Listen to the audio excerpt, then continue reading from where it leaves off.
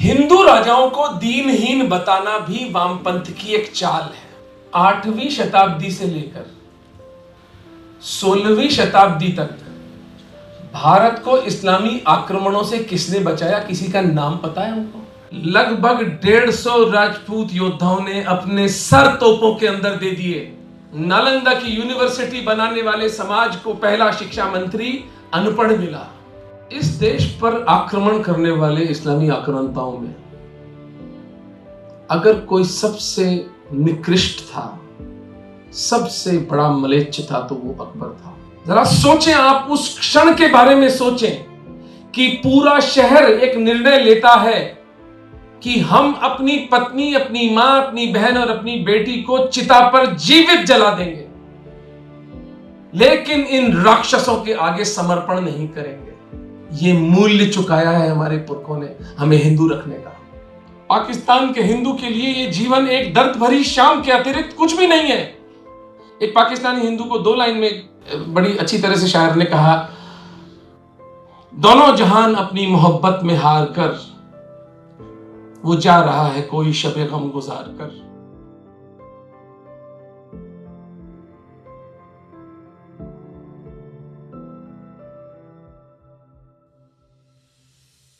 मेवाड़ का यशस्वी महाराणा, जिसने अकबर को 1583 के दिवेर के युद्ध में 36,000 मुगलों को 3 दिन में काट डाला, उस सेना का नायक घास की रोटी नहीं खाता था। ये परम यशस्वी, परम वैभवी लोग थे। ये हिंदू राजाओं को दीनहीन बताना भी वामपंथ की एक चाल है। ये हमें उसी हीन भावना में, that same inferiority complex, why? क्यों हमें ये लोग हीन भावना में रखना चाहते हैं? क्योंकि वो प्रोजेक्ट विधर्मियों का इस देश को उनके धर्म में मतांतरण करने का प्रोजेक्ट 1400 साल से चल रहा है। And now the matters are at the tipping point. हमारे यशस्वी पुरखों ने तलवार के दम पर तो उनके धर्म को यहां पर नहीं आने दिया। एक महर्षि दधीची की बात करते हैं, 4 पीढ़ियां एक युद्ध में खप गई, अपनी हड्डियों की अस्त्र बनाकर, और आक्रांताओं को भारत पर काबिज नहीं होने दिया। मेवाड़ के इस यशस्वी घराने ने चूंकि सबसे लंबा काल रहा, लेकिन राजस्थान के अंदर जोधपुर के राठौड़, यहां तक कि जयपुर के कछावे, जयपुर के राजपूतों को बहुत नीचा देखा जाता है। इस विषय में पुस्तक पर मैंने पूर्व विस्तार से लिखा है कि 1 सहस्त्र वर्ष के कालखंड में जयपुर के राजपूतों को हम केवल 150 वर्ष का जो मुगलों के साथ उनकी संधि हुई थी उसके लिए उन्हें नीचा दिखाते हैं। 850 वर्ष का क्या हुआ?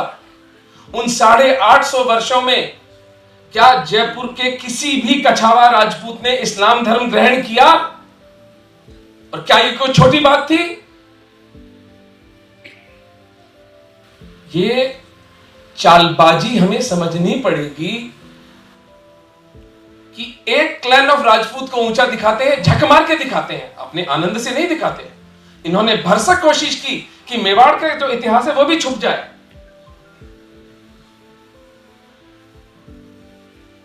मोहम्मद बिन तुगलक का नाम आप लोगों ने सुना होगा, सुना है कि नहीं सुना? सुना है सबने। महाराणा हमीर सिंह का नाम सुना है? और महाराणा हमीर सिंह 1336 के सिंगोली के युद्ध में अपने से 3 या 4 गुना बड़ी आर्मी को पराजित कर मोहम्मद बिन तुगलक को 6 महीने कुत्ते की तरह कैद करके चित्तौड़ में बंदी बनाकर रखते हैं। लेकिन इस देश के मक्कार, आत्मा विहीन, बेईमान इतिहासकारों ने महाराणा हमीर सिंह का नाम इतिहास की पुस्तकों से मिटा दिया। क्योंकि यदि हिंदू समाज को यह बता दिया जाता कि हम कभी नहीं हारे थे, तो जो 1400 वर्षों से जो प्रोजेक्ट चल रहा है वो प्रोजेक्ट कैसे खत्म होगा? इसलिए जो काम तलवार के बल पे ये लोग नहीं कर पाए, वो वामपंथ के साथ मिलकर इन्होंने हमारी यूनिवर्सिटीज, हमारी एकेडमिया, हमारी इंटेलिजेंशिया, हमारे तथाकथित स्वघोषित बुद्धिजीवी किराए पर खरीदकर झूठा मनगढ़ंत इतिहास रचा गया। और उसकी सबसे प्रबल प्रमाण में आपको अभी आपके सामने, आप लोगों को खुद अभी शीशा दिखा देता हूं, दर्पण दिखा देता हूं। पता नहीं उर्दू के शब्द कहां से आ जाते हैं भाषा में। आप सब जो मित्र बैठे हैं, मुझे बताएं, भारत के अंदर यदि हिंदू मुस्लिम संघर्ष के बारे में अगर आपसे एक प्रश्न पूछा जाए कि किन 3 हिंदू राजाओं के नाम आपके चित्त में आते हैं, तो कौन से 3 नाम आएंगे? डॉक्टर साहब वैसे भी बोल चुके, लेकिन फिर भी देखिए कितने मनोयोग से आप डॉक्टर साहब की बात सुन रहे थे। 3 नाम बताएं सर। हाँ, hello, I am waiting for an answer. Chola को कौन जानता है यहां पर यार, उस पर अलग से बात करना। 3 नाम जो एक छत्रपति शिवाजी महाराज, महाराणा प्रताप सिंह,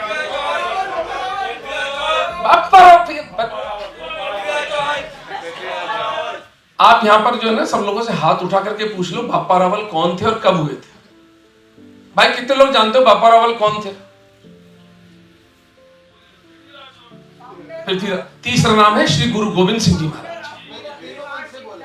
मैं तो कह रहा हूं ना, आप इतने मनोयोग से सुन रहे थे क्या? आपने तो बोल ही दिया। मैं तो point is that how many of them know about Bapa Rawal. That is what I am trying to educate.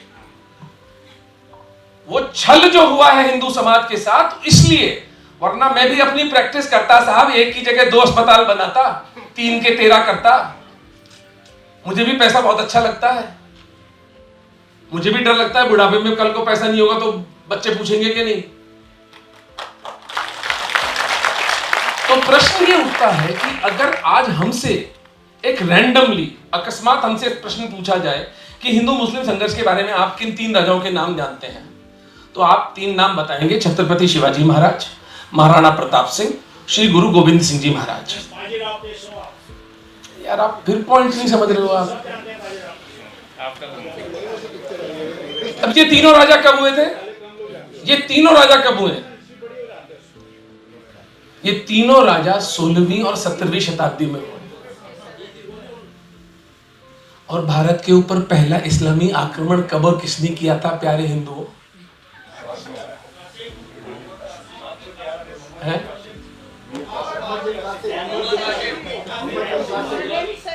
Mohammad बिन कासिम ने कौन सी सदी में किया था? 8वीं शताब्दी में। Please pay attention to this. बहुत घबराने वाली बात है। पैरों के नीचे जमीन खिसक जानी चाहिए आपके। 8वीं शताब्दी से लेकर 16वीं शताब्दी तक भारत को इस्लामी आक्रमणों से किसने बचाया? किसी का नाम पता है हमको? सामूहिक हिंदू समाज की चेतना कहां फंसी है? 16वीं शताब्दी के 3 महाराजाओं के, बड़े बड़े महापुरुषों के नाम पर। उससे पहले बापा रावल, रावल खुमान, रावल जैत्र सिंह, ललितादित्य मुक्तापीड़, नाग भट्ट, राजराजा चोल, आपका अहोम का साम्राज्य, शाहिया डायनेस्टी, प्रतिहार किंग्स, कलिंग के नंद वंश, आंध्र के काकातिया, दक्षिण के पल्लव, सुपड़ा साफ। कितनी बड़ी चाल हिंदू समाज के साथ चली गई है।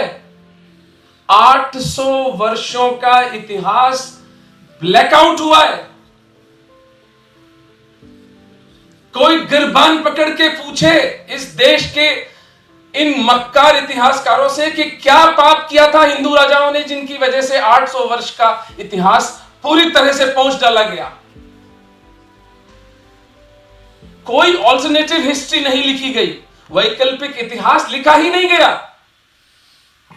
पूरे भरसक प्रयास के बाद मैंने एक पुस्तक ढूंढी जो 8वीं शताब्दी से 12वीं शताब्दी तक डॉक्टर राम गोपाल मिश्रा, मेरा सौभाग्य कि वो जयपुर के रहने वाले थे, मेरा दुर्भाग्य कि जब वो जीवित थे मैं उनसे नहीं मिल पाया। छोटी सी बुक है, छोटी 100-125 पन्नों की। इतनी प्रामाणिक पुस्तक मैंने जीवन में इतिहास पर कभी नहीं पढ़ी, डॉक्टर राम गोपाल मिश्रा की लिखी हुई पुस्तक। लेकिन मुझे नहीं पता, मेवाड़ के महाराणाओं का उल्लेख वो भी नहीं करते।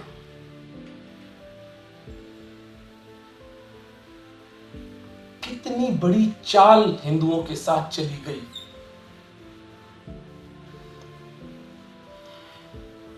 विज्ञान में और इतिहास में भी हम एक चीज को एक ऑब्जर्व करते हैं, right? We make an observation. For example, Newton ने सेब को गिरते हुए देखा। जब उसने सेब को गिरते हुए देखा तो उसने बोला, यार सेब नीचे क्यों गिरी? जब उसने अन्वेषण किया तो गुरुत्वाकर्षण का सिद्धांत मिला, ग्रेविटी। वो ऑब्जर्वेशन से डिडक्शन पे आया, ऑब्जर्वेशन से कंक्लूजन पे आया। मैं वो अभागा इतिहासकार हूं जो कंक्लूजन से ऑब्जर्वेशन पर गया है। और मेरा कंक्लूजन क्या था कि 1400 साल के अनवरत आक्रमणों के बाद इस भारत के भूभाग पर 100 करोड़ हिंदू कैसे बचे हुए हैं। तो जब मैं 1400 वर्ष पीछे गया, मेरी आंखें फटी की फटी रह गई और मेरी आत्मा में आंदोलन हुआ कि ये कैसे हुआ। इतने विलक्षण त्याग के ऊपर पानी फेर दिया गया और हमारा समाज, हमारा नेतृत्व, हमारा राजनीतिक नेतृत्व, हमारा धार्मिक नेतृत्व, हमारा अध्यात्म, ये करते क्या है बैठे बैठे अपने आश्रमों में?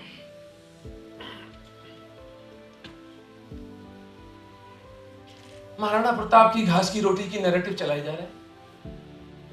कोई नहीं बोलता कि महाराणा प्रताप हल्दी घाटी का युद्ध जीते थे। किसी को पता है महाराणा प्रताप के दादा महाराणा संग्राम सिंह का हिंदू धर्म के लिए क्या योगदान है? क्या विलक्षण आदमी थे। आपको इसी बात पर मैं सांगा की ऊपर छोटी एक 2-3 मिनट की क्लिप बनाई है मेरी टीम ने, वो आपको दिखाता हूं। महाराणा कुंभा के पुत्र महाराणा रायमल के 13 पुत्रों में पृथ्वीराज ज्येष्ठ, जयमल द्वितीय एवं सांगा तृतीय थे। एक बार तीनों राजपुत्र एक भविष्यवक्ता के पास गए जिसने भविष्यवाणी की कि सांगा ही मेवाड़ के अगले राजा होंगे। यह सुनकर पृथ्वीराज आपा खो बैठे और उन्होंने सांगा की दाईं आंख पर अपनी खड्ग की मूठ से वार किया, जिससे सांगा की एक आंख ही नष्ट हो गई। सांगा मेवाड़ छोड़कर अजमेर में एक अज्ञात गडरिये के रूप में रहने लगे। कालांतर में दोनों बड़े भाइयों की अकाल मृत्यु के बाद मेवाड़ के सामंतों ने सांगा को खोज निकाला। 1508 ईस्वी में सांगा का राज्याभिषेक हुआ। जीवन का प्रवाह कितना विचित्र है। एक वीतराग सरल व्यक्ति जो इतिहास के पन्नों में कहीं खो जाने वाला था, वह मेवाड़ का प्रतापी राजा बना और उसने ही मेवाड़ के गौरव को सर्वोच्च स्थान दिलाया। सांगा ने 20 वर्ष के शासन में 100 से अधिक युद्ध लड़े, वह सभी जीते। मालवा, गुजरात व दिल्ली की तथाकथित सल्तनत के इब्राहिम लोधी को पराजित कर मालवा के महमूद खिलजी तथा इब्राहिम के बेटे को चित्तौड़ में महीनों बंदी बनाकर रखा। लोधी के साथ हुए खतौली के युद्ध में सांगा का एक हाथ व टांग कट गए। यूं इन महाराणा के शरीर पर 84 घाव थे। इन महाराणा के लिए भी यह सफेद झूठ भी फैलाया गया कि इसी लोधी को पराजित करने के लिए उन्होंने पत्र लिखकर बाबर को बुलावा दिया था। 1527 में चुगताई तुर्क हत्यारा बाबर भारत की छाती पर चढ़ाया। खानवा में सांगा व बाबर की सेनाओं के बीच तुमुल युद्ध हुआ। मुगलों की तोपों से सहस्रों हिंदू योद्धा मारे गए। फिर राजपूतों ने एक अविश्वसनीय कृत्य कर डाला।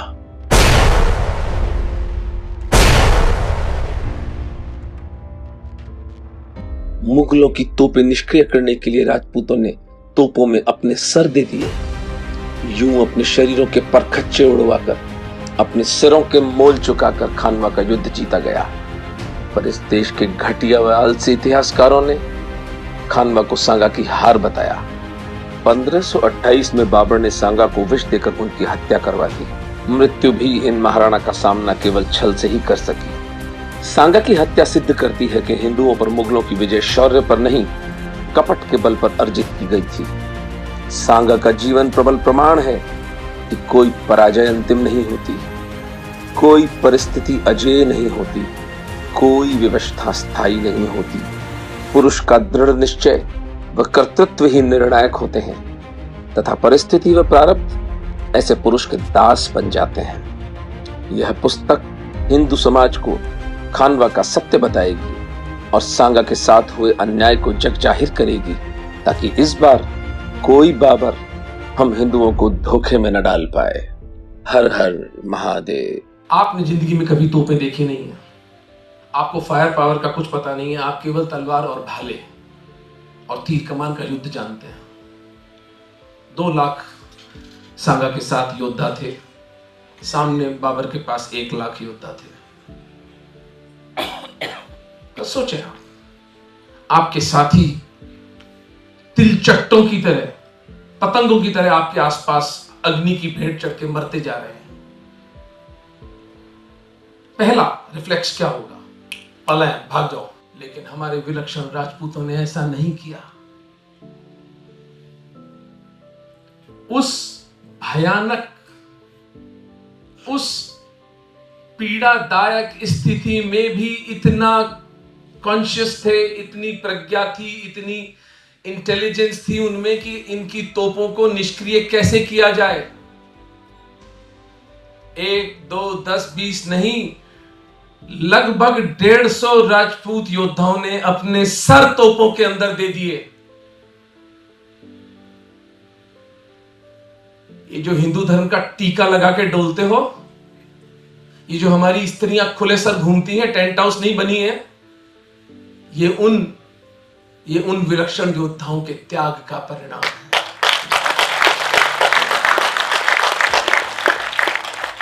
और इस देश के बेईमान इतिहासकारों ने खानवा को सांगा की हार बताया। जब ये पुस्तक मैं लिख रहा था, मैंने जो इस पुस्तक सांगा पर लिखा है उसमें खानवा को सांगा की हार ही बताया था, बहुत भारी मन से बताया था। लेकिन मुझे केवल एक तथ्य जो था वो मैं कॉरबोरेट नहीं कर पा रहा था कि 16 मार्च 1527 को यदि सांगा खानवा का युद्ध हारे थे, सर इस पे आपका ध्यान चाहूंगा, इस फैक्ट पर,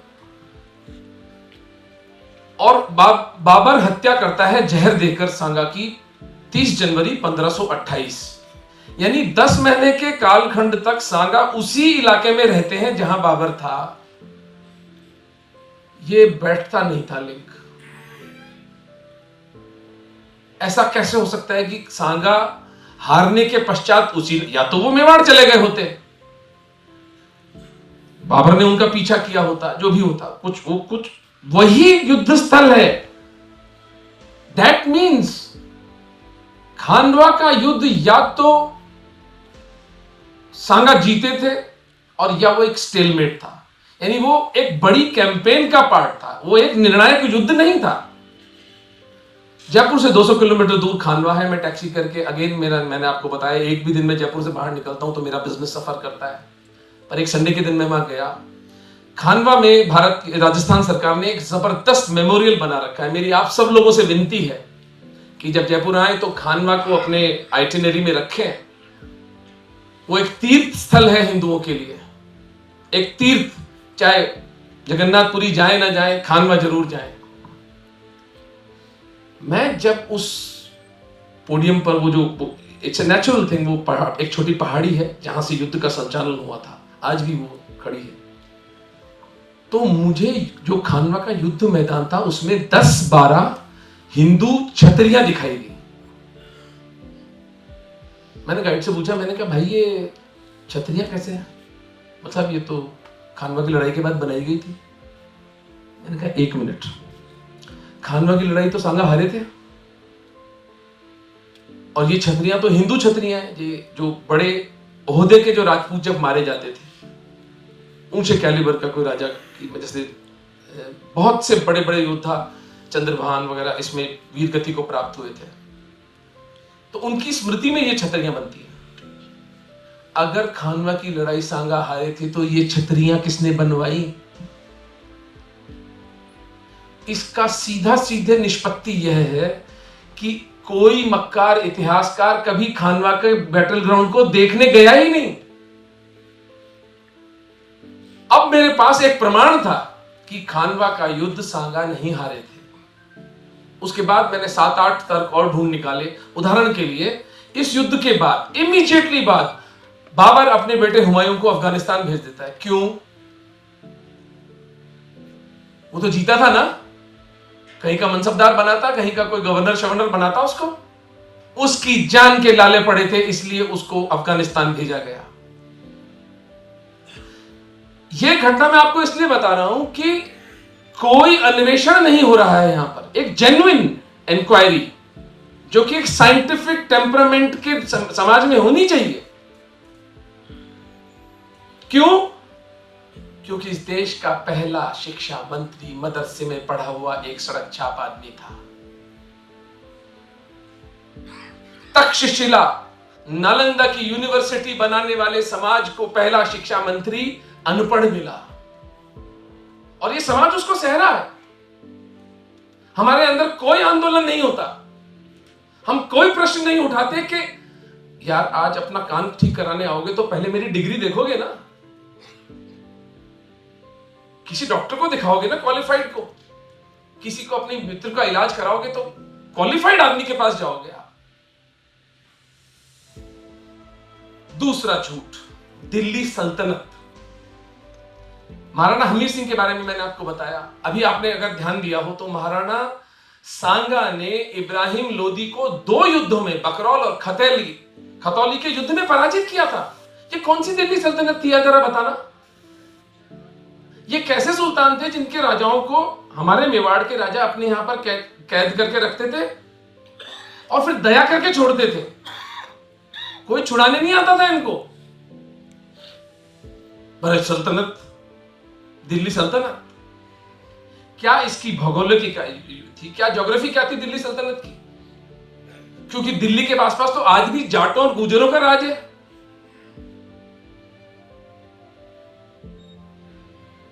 कहां थी भैया?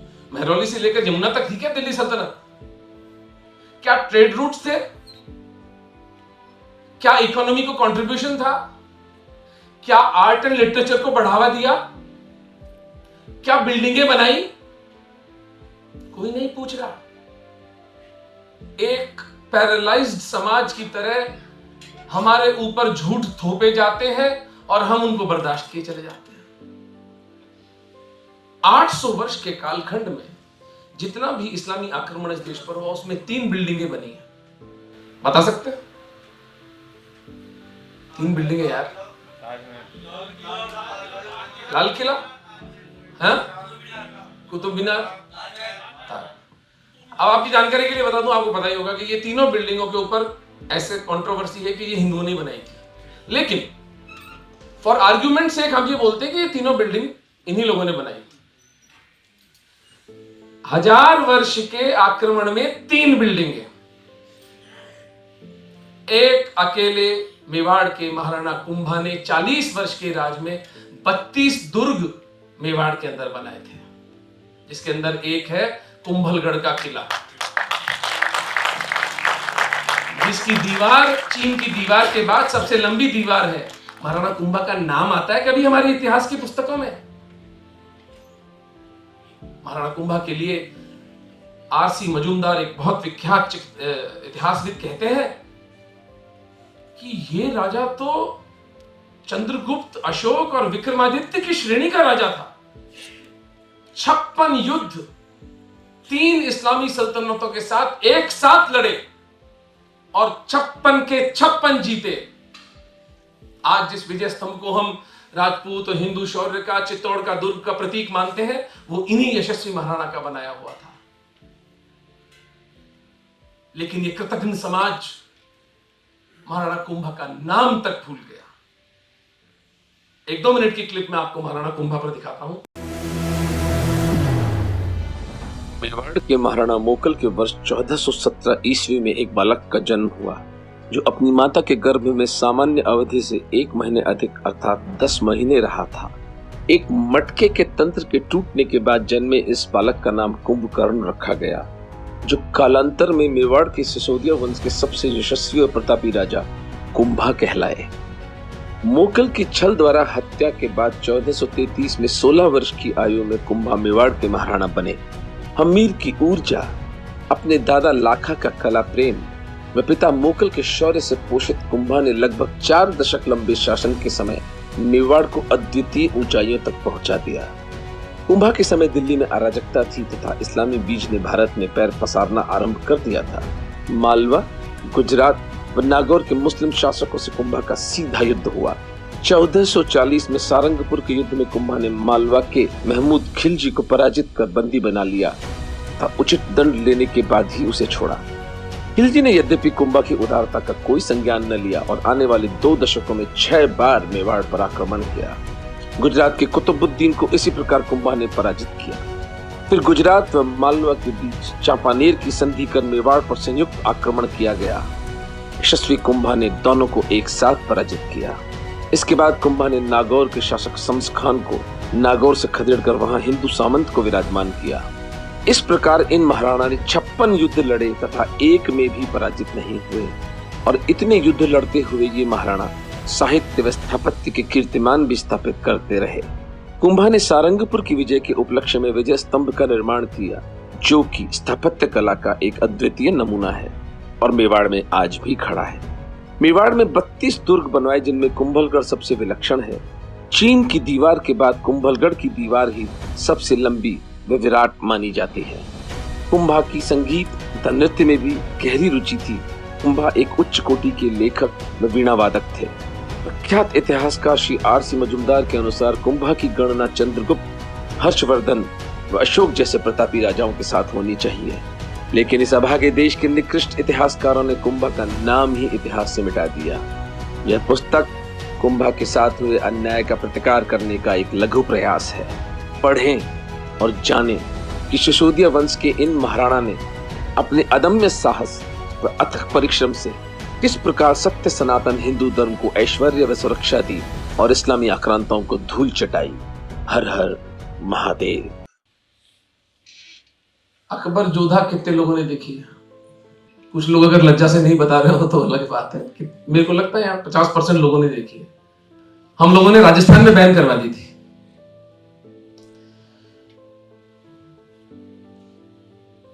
इस देश पर आक्रमण करने वाले इस्लामी आक्रांताओं में अगर कोई सबसे निकृष्ट था, सबसे बड़ा मलेच्छ था, तो वो अकबर था। 25 फरवरी 1568 चित्तौड़ में 10 महीने घेरा डालने के बाद एक अकल्पनीय घटना घटी, जिसके बारे में बताते हुए भी मेरी जिह्वा कांपती है, मेरी आत्मा कांपती है। 25 फरवरी 1568 के दिन पत्ता चूंडावत और जयमल राठौड़ के नेतृत्व में मेवाड़ के रणबांकुरों ने एक निर्णय लिया जिसे साका जौहर कहा जाता है। कितने लोग हैं जो साका जौहर जानते हैं क्या होता है? ये दुर्दशा है हमारी। जिस एक घटना के कारण आज हिंदू समाज हिंदू है, हमें उस घटना का ही नहीं पता। इसलिए इस पुस्तक का 10वां अध्याय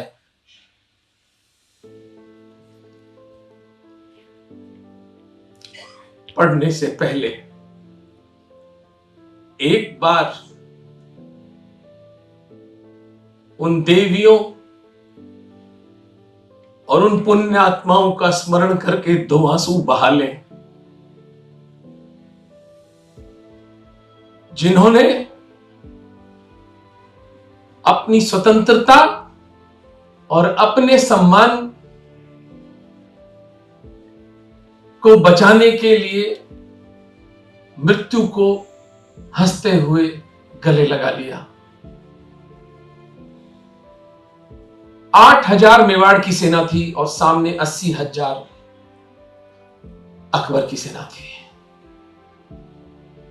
दुर्ग के स्वामी ने दुर्ग के पुरुषों को बुलाकर कहा, समय आ गया है जौहर किया जाए। इसका अर्थ यह था, दुर्ग की सभी स्त्रियां अपनी बूढ़ी मां, अपनी पत्नी, अपनी बहन, 10 वर्ष से छोटी बेटी, उसको जिंदा जला दो। आपके मेरे जैसे लोग थे, कोई आदिम युग की बात नहीं है। वही संवेदनाएं थी, वही सेंसिटिविटीज थी, वही अफेक्शन था, वही बॉन्ड था। उसको भी अपनी बेटी उतनी ही प्यारी लगती होगी जितनी आपको लगती है। सोचें, जरा सोचें, आप उस क्षण के बारे में सोचें कि पूरा शहर एक निर्णय लेता है कि हम अपनी पत्नी, अपनी मां, अपनी बहन और अपनी बेटी को चिता पर जीवित जला देंगे, लेकिन इन राक्षसों के आगे समर्पण नहीं करेंगे। ये मूल्य चुकाया है हमारे पुरखों ने हमें हिंदू रखने का। बात करते हैं वामपंथी, हिंदू धर्म में क्या महान है, हिंदू धर्म के लिए क्यों कोई त्याग किया जाए। पूछो उन 10,000 स्त्रियों से जो एक दिन के अंदर जीवित जल गई। वो कोई साधारण मृत्यु भी चुन सकती थी, जहर भी खा सकती थी, तलवार से गर्दन कटवा सकती, बहुत आसानी से पेट में छुरा घोंप लेती। क्यों जीवित जली? क्योंकि उन्हें पता था, जो आज की हिंदू स्त्रियों को नहीं पता है, उन विलक्षण देवियों को पता था कि हमारे मृत शरीर के साथ भी ये राक्षस संभोग करेंगे, इसलिए हमें अपने शरीर को जीवित जला देना है। जब ये मलेच्छ आएंगे तो इन्हें दांत और जली हुई हड्डियों के अलावा कुछ नहीं मिलेगा। ये मूल्य हमारे पुरखों ने चुकाया है।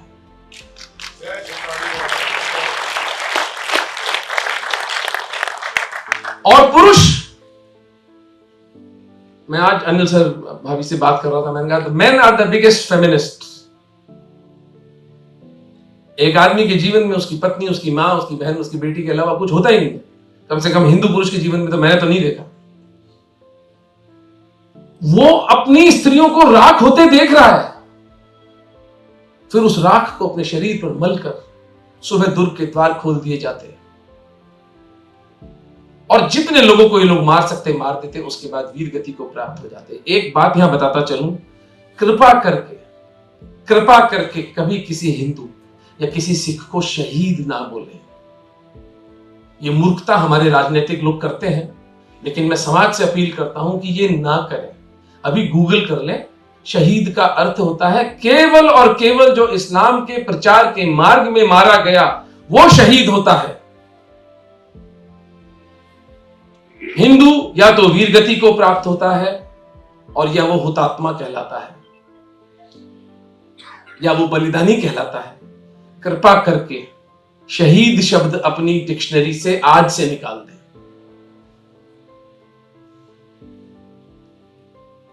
इसके बाद जब 8,000 सेना भी मारी गई, 10,000 स्त्रियों ने जौहर कर लिया। चित्तौड़ में 22,000 निरपराध नागरिक बचे थे, जिनको इस देश के अंदर अकबर द ग्रेट, महान अकबर कहकर पढ़ाने वाले निकृष्ट राज इतिहासकार। और ये अकबर महान क्या करता है अंदर आकर? अपनी हाथियों की सेना और अपनी बची खुची जो 40-50,000 सेना बची थी, 22,000 निरपराध हिंदुओं की हत्या का आदेश देता है। और ये कोई हेट मॉन्गर नहीं कह रहा है आपसे, ये कोई आरएसएस का आदमी नहीं कह रहा आपसे, ये मुस्लिम इतिहासकार अबुल फजल और अल बदायूनी का रिकॉर्ड में आपको बता रहा हूं। एक दिन में 25 फरवरी 1568 के दिन 40,000 निरपराध हिंदुओं को मौत के घाट उतारा गया। वो ठीक है, लेकिन उस हत्यारे को इस देश में आज अकबर महान करके पढ़ाया जाता है। ये निकृष्टता, ये निर्लज्जता हिंदू समाज अपने साथ कर रहा है। डूब के मरने का अवसर है हमारे लिए। मैं इस पुस्तक को सिद्ध उस दिन मानूंगा जब भारत के पूरे विश्व के कोनों कोने से लोग दिल्ली की सड़कें जाम कर दें और इस सरकार को बाध्य करें कि हत्यारे अकबर को अकबर महान करके नहीं पढ़ाया जा सकता। उस दिन मैं इस पुस्तक को सिद्ध मानूंगा, वरना सब लफाजी है।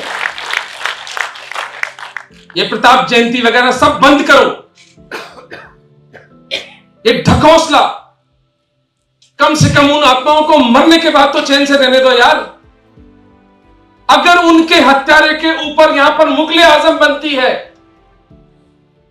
जिसको मूर्ख हिंदू जाकर अपना परिश्रम से कमाया हुआ पैसा देते हैं और वो गानों पर मटकाते हैं अपने शरीर को, जब प्यार किया तो डरना क्या। ये थूकने जैसा है अपने उन विलक्षण महापुरुषों के ऊपर, देव पुरुषों के ऊपर, जिनको जीवित जलना पड़ा था अपनी अस्मिता, अपना सम्मान की रक्षा करने के लिए। कैसे लोग हैं हम? बचेंगे हम उन महापुरुषों के श्राप से? बच सकते हैं क्या सारस्वत भाई? किस पैमाने पर मुझे बताइए अकबर को महान कह दे, ये समाज कैसे झेलता है इस सत्य को? तो जब मैं आज भी नॉर्मल नहीं हो पाता हूं जब साका जौहर का स्मरण करता हूं तो, क्योंकि मैं भी एक बाप हूं, मेरी भी बूढ़ी मां है। मैं कल्पना नहीं कर सकता कि मैं उनको जीवित चिता में जला दूं। मुझ में इतना बल नहीं है। मैंने प्रयास किया कि मैं अपनी चेतना को उस स्तर पर लेकर जाऊं कि वो क्या भाव दशा थी जिसमें उस समाज के हिंदू पुरुषों ने अपनी स्त्रियों को जीवित जलाया होगा। ये 2 मिनट का वीडियो आपके इस चरणों में रखता हूं। मैंने प्रयास किया है कि कुछ उसको रैशनलाइज कर सकूं। मुझे नहीं पता मैं कर पाया या नहीं। साका जौहर वाला वीडियो दिखा दें। सदियों से आक्रांताओं द्वारा साधारण हिंदुओं की हत्याएं व बलात्कार अकारण नहीं थे। यह एक मनोवैज्ञानिक चाल थी समाज में भय व्याप्त करने की। भय जिसे उर्दू में दहशत भी कहते हैं। भय एक सम्मोहन जैसा होता है, एक ऐसा सम्मोहन जिसमें व्यक्ति या समाज केवल जीवित रहने की सोचता है। इसलिए इस सम्मोहन से स्मृति का विस्मरण हो जाता है और स्मृति का नाश होने से बुद्धि का भी नाश हो जाता है। और बुद्धि नाश के बाद मनुष्य को पशु की भांति दासत्व में जकड़ा जाना अत्यंत सरल है। दहशत का सम्मोहन केवल एक उच्चतर सत्ता के आह्वान से ही तोड़ा जा सकता है, और वह सत्ता है दासता के विरोध में आत्मोत्सर्ग का संकल्प। जो व्यक्ति या समाज स्वतंत्र रहने के लिए स्वयं की बलि देने को स्वीकार कर लेगा, वह भय से मुक्त हो जाएगा। उसकी चेतना भौतिक जगत के नियमों का अतिक्रमण करके मुक्त हो जाएगी। मृत्यु ऐसे समाज के लिए बच्चों का खेल बनकर रह जाएगी। यही घटना साका जौहर का मूल आध्यात्मिक आधार थी। चित्तौड़ के हमारे महिमाशाली पूर्वज अपने गौरवशाली जीवन तथा उससे भी अधिक गौरवशाली मृत्यु के द्वारा हमें समझा गए कि स्वतंत्रता व आत्मसम्मान जीवन से कहीं अधिक मूल्यवान है। यह पुस्तक साका जौहर को आपके लिए एक जीवंत अनुभव बना देगी, जिससे कि आप भी शौर्य के उस शिखर का दर्शन कर सकें। हर हर महादेव।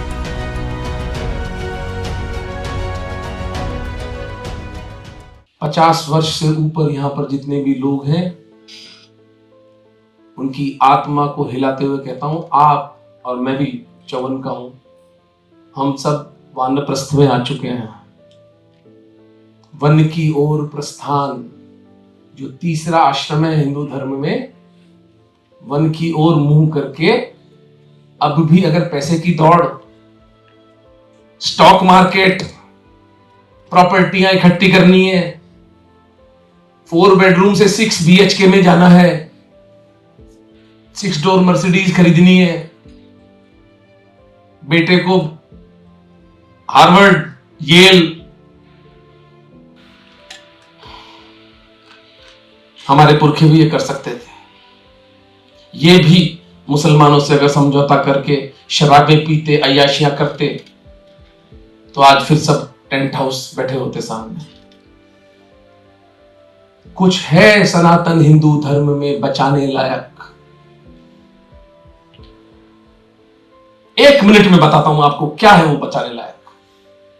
पूरे विश्व में, मैं जब इस बार अमेरिका गया था गत माह, तो जब यूरोप के ऊपर से हवाई जहाज निकल रहा था मैं, तो छोटे छोटे, जब वो मैप देखते हैं तो छोटे छोटे कंट्रीज, मारिया भी बताएंगी, छोटे छोटे देश भाषा के आधार पर बने हुए हैं।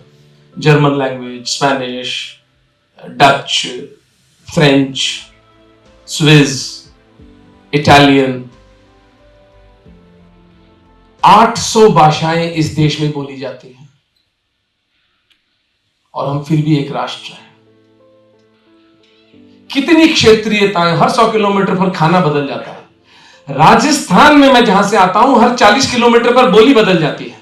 जोधपुर की बोली अलग है, मेवाड़ की बोली अलग है, शेखावाटी की अलग है, भरतपुर की ब्रिज की भाषा बिल्कुल अलग है, जयपुर की ढूंढाड़ की बोली बिल्कुल अलग है, गोडवाड़ की अलग ही कहानी है, जैसलमेर की थली अलग ही चलती है। इन सब भिन्नताओं को अपनी छाती पर समेटे हुए एक सूत्र है सत्य सनातन हिंदू धर्म, जो हमारी बुद्धि को इतना खुला रखता है कि हम इन विरोधाभासों के उपरांत भी एक राष्ट्र बने रहते हैं। इसलिए हिंदू धर्म बचाने योग्य है, चाहे उसके लिए हमें अपना जीवन भी खोना पड़े, क्योंकि अगर हम जीवन खोकर भी अपने बच्चों के लिए एक सुरक्षित समाज छोड़कर जाते हैं तो हमारा जीवन सिद्ध होगा। इन पुरखों ने तो अपना कर्तव्य पूरा कर दिया।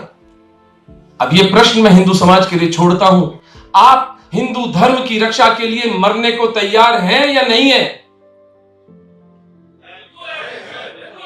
अब मजे की बात सुन लो, अगर मरने को तैयार हो तो मरना नहीं पड़ेगा। अगर हिंसा रोकनी है तो प्रतिहिंसा का भय दिखाना पड़ेगा, और कोई मार्ग नहीं है हिंसा रोकने का। Mutually assured destruction. मेरी बेटी को हाथ लगाएगा तो हाथ कटेगा, तभी आपकी बेटी सुरक्षित रहेगी। इस मूलभूत आधार पर कोई लंबी उपनिषद की बातें नहीं है। अंधतम प्रविशन्ति ये संभूति उपासते, वो अपने आश्रमों में बैठे इन पंडों को करने दो। यहां जो संघर्ष चल रहा है जीवन और मृत्यु के बीच, स्वतंत्रता और दासता के बीच, उसमें आपको साइड लेनी पड़ेगी। तटस्थता आपके लिए कोई विकल्प नहीं है। 50 वर्ष से ऊपर के हिंदुओं को फिर ललकारता हूं, आपका जीवन से मोह बिल्कुल समझ के परे है। आप जीवन जी चुके हैं, मैं अपना जीवन जी चुका हूं। सत्य और स्वतंत्रता की बलिवेदी पर मैं आज अपनी बलि देने को तैयार हूं। मुझे कोई चीज नहीं बांधती, और यह भाव दशा जब होगी तो बलि नहीं चढ़ेगी। मजे की बात, जो समाज अपनी स्वतंत्रता के लिए मरने को तैयार होगा उसे मरना नहीं पड़ेगा, वो बच ही गया। इन महात्माओं के त्याग के कारण आज हम हिंदू बने हुए हैं। इतनी सरल सी बात हमें समझ में नहीं आ रही है।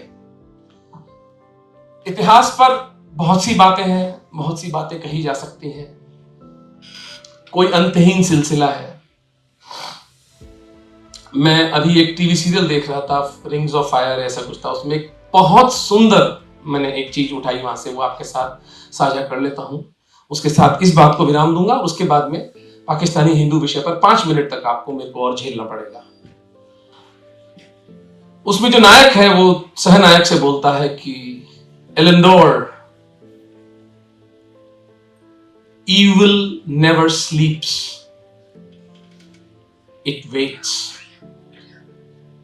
and when we are complacent it strikes and captures us. जो पापी, जो व्यभिचारी आक्रांता है, वो कभी सोता नहीं है। 1400 वर्षों से ये लोग कभी सोए नहीं है, वे केवल प्रतीक्षा कर रहे हैं। कब हिंदू समाज अपनी ढाल नीचे करे और कब हमारी संपत्ति और हमारी स्त्रियों को वो हथिया ले। अब विकल्प आपका है। आप अपने पुरखों की स्मृति, उनकी थाती को भूलकर दास्ता का जीवन उनके लिए छोड़कर जाते हैं, या आत्मसम्मान के साथ खड़े होकर स्वतंत्रता का जीवन जीते हैं। अब मैं गियर बदलता हूं बात का कि इतिहास अपनी जगह पर है। प्रताप हुए, महाराणा हमीर सिंह हुए, आज भी उनके प्रमाण हैं, उनके कारण हम हिंदू हैं, वो बिल्कुल ठीक बात है। आज क्या किया जाए? मेरे जीवन की धारा कुछ ऐसी रही कि 2011 में मैं एक डॉक्टर दिलीप कराची से आया हुआ था जयपुर के अंदर, वो मुझसे मिला और उसने मुझे बताया कि पाकिस्तान के अंदर हिंदुओं की क्या दुर्दशा है। मैंने कहा पाकिस्तान में हिंदू हैं? कितने हिंदू हैं? क्या लगता है आपको कितने हिंदू हैं पाकिस्तान में?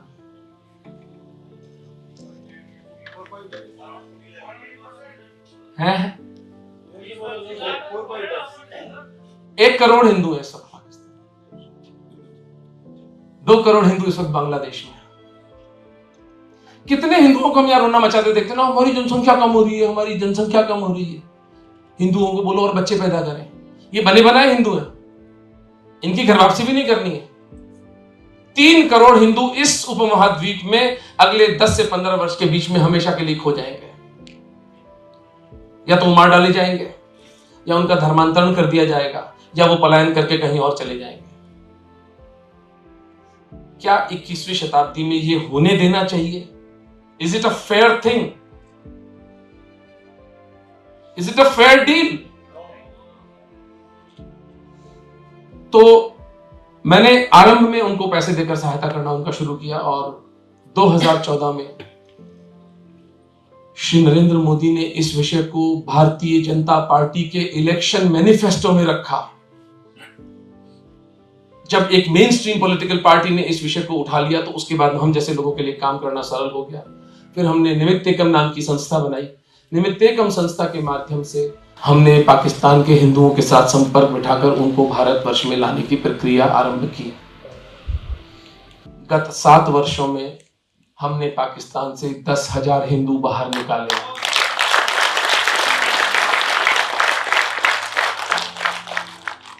और 4,500 हिंदुओं को हमने नागरिकता कराई है। जो हिंदू इंटरनेट पर बैठकर मोदी जी को और आरएसएस को गालियां देते रहते हैं, उनके लिए बोल रहा हूं। मेरे लिए भगवान कृष्ण के बाद अगर कोई है तो वो नरेंद्र मोदी है। इतनी करुणा 2014 से 2019 के बीच में MHA ministry of home affairs में राजनाथ सिंह जी जब थे, हमारे इतने चक्कर वहां पर लगे और जो दुर्दशा थी पाकिस्तान के हिंदुओं की, वहां पर ये काफिर और यहां पर पाकिस्तानी आपके हरिद्वार में आते हैं बेचारे रिलीजियस वीजा लेकर। किसी दिन प्रयास, मैं आपको नाम पते दे दूंगा, जाकर के मिलके आइए इन लोगों से। किसी तीर्थ यात्रा से कम नहीं है इन लोगों से मिलना। तो पाकिस्तान के हिंदुओं की इस दुर्दशा के लिए जितना उत्तरदायी जिहादी समाज है, वो तो हत्यारे हैं, वो अपना खेल खेल रहे हैं। They are playing their game. वो जो उनको मदरसों में पढ़ाया जाता है, उनकी जो शिक्षा है, उनका जो धर्म है, वो ठीक है। हम क्या कर रहे हैं? यूरोपियन यूनियन पार्लियामेंट की रिपोर्ट है कि 3 हिंदू या सिख बच्चियां प्रतिदिन उनके घरों से उठाई जाती हैं। पूरा का पूरा गांव उनके साथ बलात्कार करता है और उसके बाद अपने से 4 या 5 गुना बड़े उम्र के किसी मुसलमान के साथ जबरन 10, 11, 12, 13 साल की बच्ची का निकाह कर दिया जाता है। यह व्यभिचार अकबर के टाइम का 25 फरवरी 1568 नहीं, इन गरीब हिंदुओं का साका जौहर तो आज 21वीं शताब्दी में चल रहा है। गंगा जमुना तहजीब की पींगे बजा बजा के हम लोगों को बेहोश किया हुआ है। गंगा भी हमारी, जमुना भी हमारी। वसुधैव कुटुंबकम। इस देश के धर्माचार्यों से, मठाधीशों के पास में मैं गया, मैंने उनके पैर पकड़े कि आप पाकिस्तानी हिंदू विषय पर कम से कम बोलना आरंभ करें।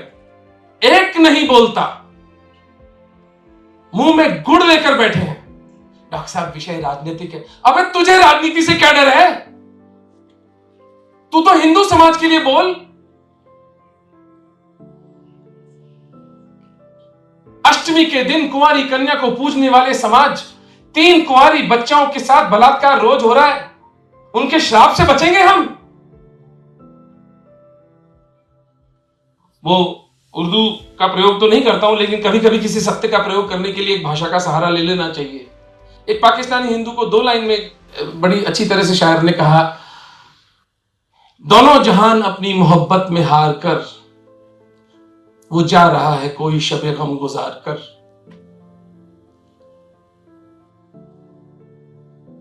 पाकिस्तान के हिंदू के लिए ये जीवन एक दर्द भरी शाम के अतिरिक्त कुछ भी नहीं है। वो आपकी तरह स्वतंत्र नहीं है कि यहां से उठेगा, चाय पकौड़ी समोसे खाएगा और घर जाकर पत्नी से पूछेगा, हाँ डॉक्टर साहब की टॉक बहुत अच्छी थी, चलो आज शाम का क्या प्रोग्राम है संडे के दिन। ये विकल्प नहीं है उसके पास, क्योंकि उसे नहीं पता कि 11 या 12 साल की उसकी बेटी जब बाहर जाएगी स्कूल या सामने पार्क में तो वापस आएगी या नहीं। और हम इस दरिंदगी के साथ जिए चले जाते हैं। बॉलीवुड की पिक्चरें देख रहे हैं हम, क्रिकेट के सट्टे लगा रहे हैं हम, थीम पार्टियां करते हैं। करें, अवश्य करें, मैं कोई दुखवादी व्यक्ति नहीं हूं। हर व्यक्ति को अपनी संपन्नता का सुख भोगने का अधिकार है, लेकिन आपके हृदय की करुणा को क्या हुआ? एक समाज, 1 करोड़ हिंदुओं का समाज भारत के विभाजन के समय पीछे छूट गया है।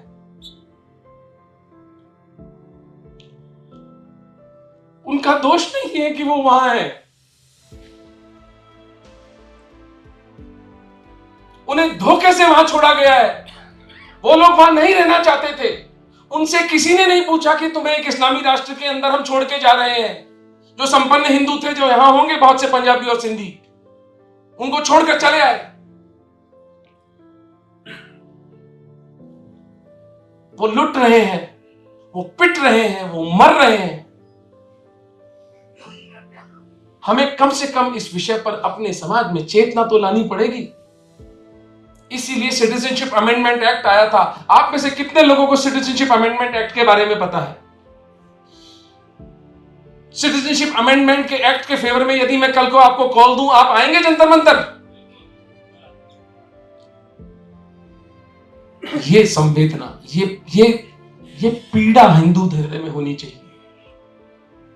उसकी कानूनी लड़ाई हम लोग लड़ रहे हैं, और अगर उसको सड़क पर आकर हमें लड़ना पड़ा तो हम सड़क पर भी लड़ेंगे। लेकिन समाज, मैं कई बार संतों के पास जाता हूं, मैं देखता हूं उनके सूखी रिक्त आंखें। संत तो करुणा होता है ना, करुणा सबसे पहले महाराज विराजे हुए हैं यहां पर। कंपैशन, बुद्ध का संदेश क्या है? मैत्री, फ्रेंडलीनेस, मुदिता, हैप्पीनेस, करुणा, कंपैशन, उपेक्षा, इंडिफरेंस।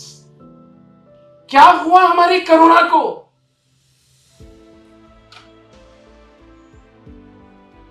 और चलिए, करुणा तो एक बहुत हाई लेवल का इमोशन है। अपना स्वार्थ ही साध लें, थोड़ा सेल्फिश होके देख लें। जो आज पाकिस्तान के हिंदुओं के साथ हो रहा है, कल क्या भारत के हिंदुओं के साथ नहीं होगा? हमें दिख नहीं रहा है क्या होगा हमारे साथ में? इस पे फिर उर्दू का सहारा लेता हूं। मैं आज जद में हूं, ये समझिए पाकिस्तान का एक हिंदू आपको और मुझे उलाहना दे रहा है। मैं आज जद में हूं, रेंज में हूं, तो खुशगुमान ना हो। चिराग सबके बुझेंगे, हवा किसी की नहीं। ये आग जो आज एक पाकिस्तानी हिंदू का घर जला रही है, वो आग हमारे घर में भी आएगी। और याद रखना कि एक पागल डॉक्टर आया था जयपुर से आपको सत्य बताने के लिए, और बात मेरी नहीं है, मैं तो सिर्फ एक हरकारा हूं, मैसेंजर हूं। मैंने क्या किया है? मैं तो हिंदू समाज का बेनिफिशियरी हूं। मैंने कुछ भी नहीं खोया जीवन में। मुझे सम्मान मिला, मुझे पैसा मिला, मुझे प्रेम मिला।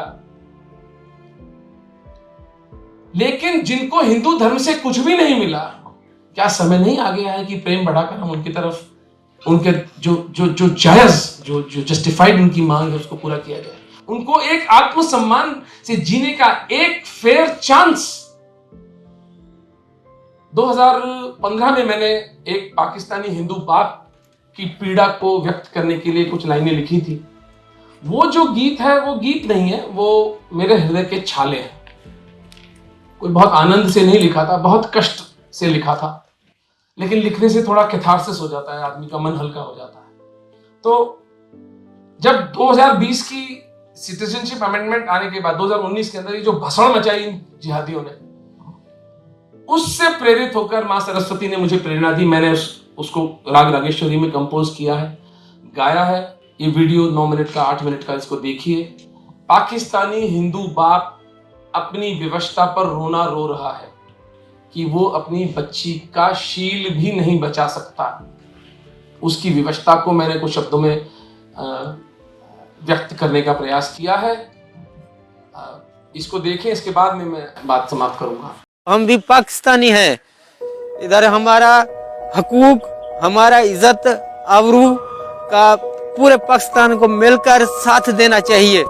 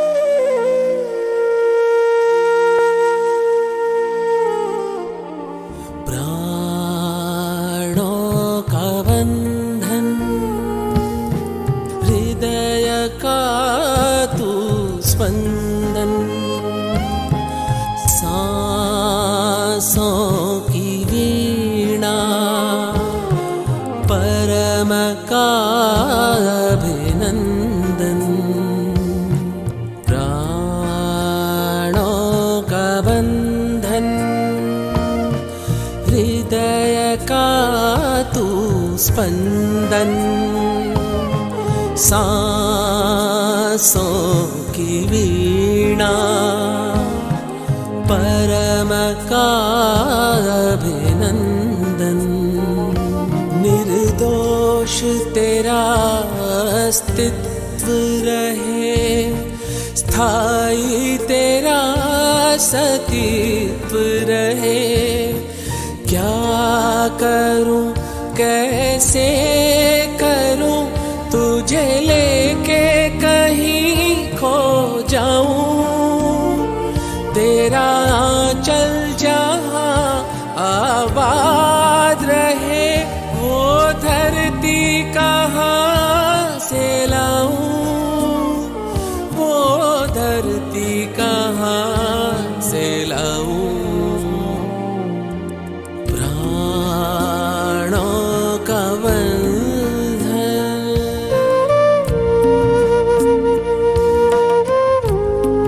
क्यों वहाँ ऐसे पानी पीना पड़ता है हमको? नीचे सर झुका के पानी पीना पड़ता है? क्यों? हमारा हक नहीं है वहाँ पे? हम किस लिए काफिर है वहाँ? इसलिए हमको कहा जाता है काफिर है। क्यों सर 2 रुपये से हमको देखना चाहते हैं वहाँ लोग? किस वजह से देखना चाहते हैं? क्योंकि हम हिंदू हैं।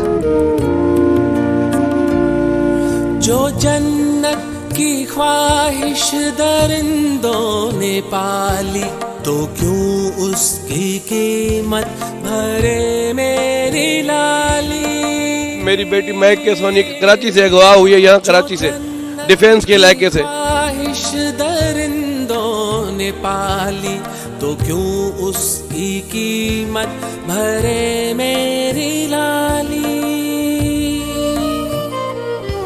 क्या था उसमें दोष, क्या उसका कसूर, क्यों लेकर गए हो उसे घर से दूर।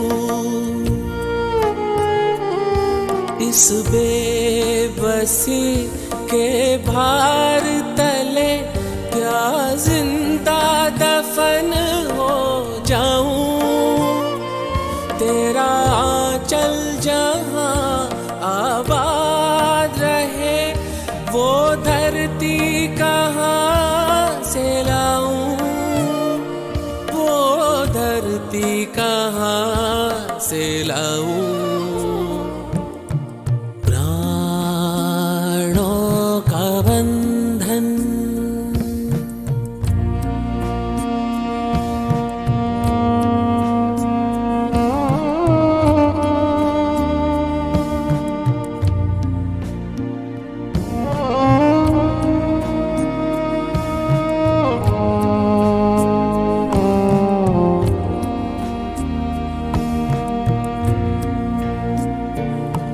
कहाँ के नवराते कहाँ की दिवाली। अगर काफिरों से ताल्लुक जरूरी भी है ना तो बस इतना ही है जैसे लैट्रीन के अंदर जाना मजबूरी है।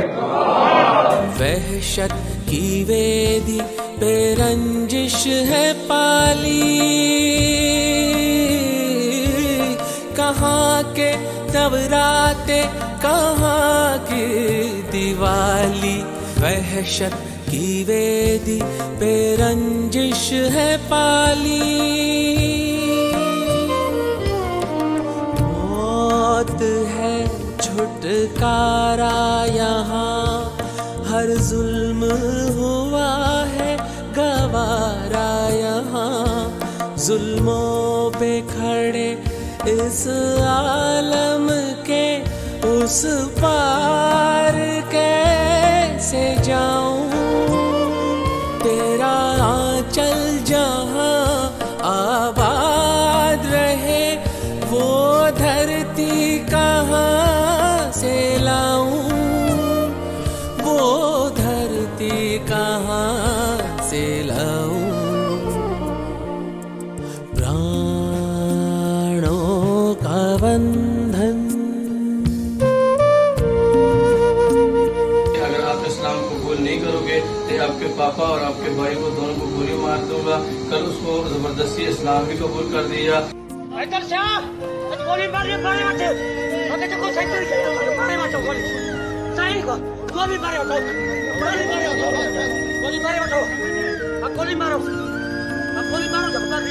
क्या हुआ उन वादों का, सद्गुरुओं का, अवतारों का। तूने तो हमको वचन दिया था धर्म और सत्य निभाने का। आ देख लुटे बैठे हैं हम, हर सांस सांस घुटे हैं हम। जस्ट बिकॉज ऑफ रिलीजियन उनको वहाँ से खदेड़ा जाता है, उनका जीना दुष्कर किया जाता है। जो पॉपुलेशन विभाजन के समय 35% थी, जो पॉपुलेशन आज 7% हो गई, उनके लिए तो जगह बची नहीं है।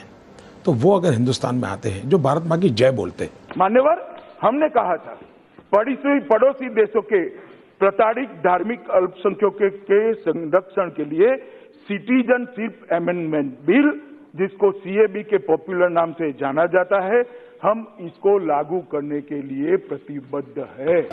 कर शंखनाद इस वेदना के पार निकल जाऊं। अब हाथ बढ़ा इस दावानल से, मैं भी तो मुक्ति पाऊं, मैं भी तो मुक्ति पाऊं। प्राणों का बंधन हृदय का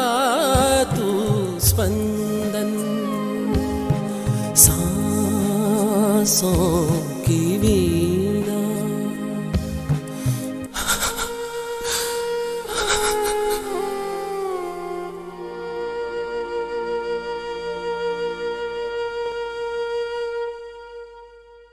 अपनी संस्था निमित्त एकम के माध्यम से अब तक जिन हिंदुओं को निकाला है, इसके विषय में मैं अंतिम बात आपके साथ कर रहा हूं। हमने धर्मांश फाउंडेशन नाम की एक संस्था खड़ी की है, जिसके जो भी हिंदू धर्म पर इस वक्त आक्रमण हो रहा है उसका प्रतिकार जो धरती पर हमारा हिंदू वॉरियर है उसकी फंडिंग हमें करनी पड़ी। तो उसके लिए हम आपसे केवल 100 रुपए प्रति माह का धर्मांश अगर आप देंगे, वो सब जो पैसा कहां से आता है कहां जाता है वो सब वेबसाइट के ऊपर लिखा हुआ है। मैं आपको पैसे का उपयोग बता देता हूं कि पैसा कितना इंपॉर्टेंट और कितना लाभकारी है हमारे लिए।